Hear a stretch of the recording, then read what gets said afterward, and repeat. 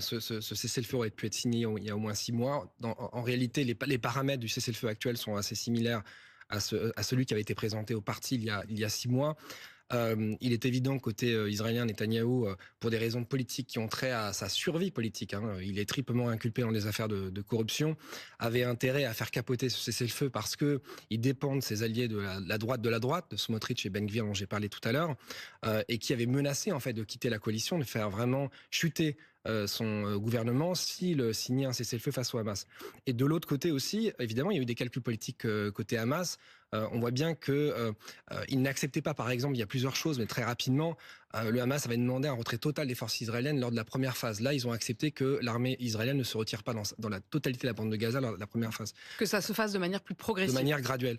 Et par ailleurs, ils ont demandé aussi, ils ne fournissaient absolument aucune liste d'otages libérés et de ces conditions. Ils ont fourni une liste aux Israéliens. Et puis, par ailleurs aussi, ce qu'il faut avoir à l'esprit, c'est que encore une fois, la situation sur le terrain a changé. Sur le plan régional, Israël, au lendemain du 7 octobre, est extrêmement vulnérable dans une situation géostratégique absolument catastrophique. Vient de subir le pire massacre de Juifs depuis la Shoah.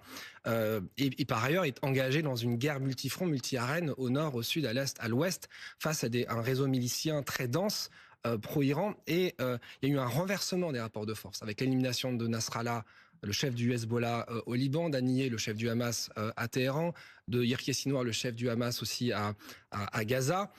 Et donc ce rapport de force militaire, il a aussi eu un impact sur le Hamas lui-même.